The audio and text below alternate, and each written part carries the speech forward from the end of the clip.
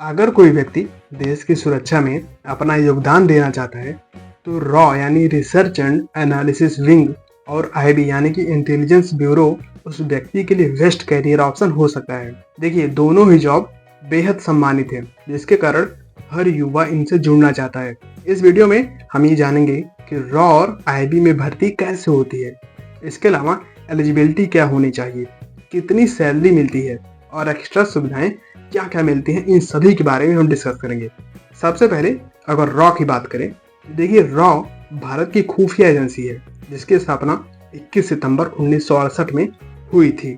इसका जो मुख्य काम है वो विदेशी खुफिया जानकारी जुटाना है। इसके अलावा आतंकवाद और राष्ट्र विरोधी गतिविधियों पर नजर रखना भी है और भारत के हितों की ग्लोबल लेवल पर सुरक्षा करना भी है। रॉ एजेंट्स को सीक्रेट मिशनों के लिए ट्रेंड किया जाता है। ये मिशन देश के बाहर भी हो सकते हैं, जो कि जिम्मेदारी और जोखिम भरा हो सकता है, जिसमें रॉ एजेंट को किसी भी हालत में देश से जुड़ी हुई कोई भी खुफिया जानकारी लीक ना हो, इस बात का हमेशा ख्याल रखना पड़ता है।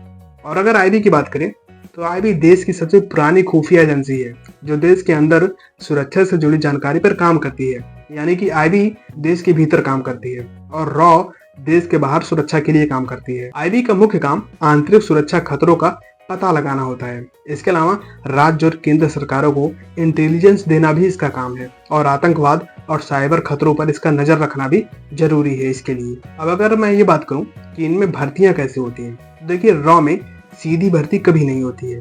इसमें ज्यादातर सिलेक्शन यूपीएससी एसएससी के माध्यम से, खास करके आईपीएस या फिर आईआरएस या फिर आईएफएस के माध्यम से होती है और आईबी से प्रमोशन के जरिए भी रॉ में भर्ती होती है।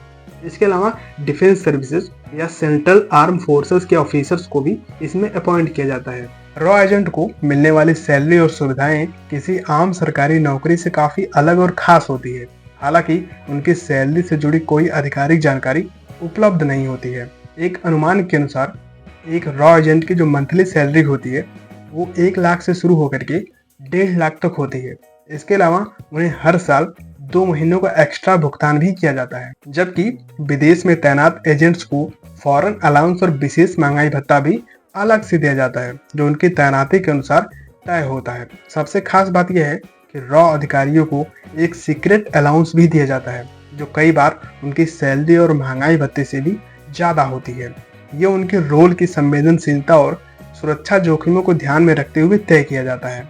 और अगर मैं ये बात करूं कि आईबी में भर्ती कैसे होती है, तो देखिए आईबी में भर्तियां सीधी की जाती हैं।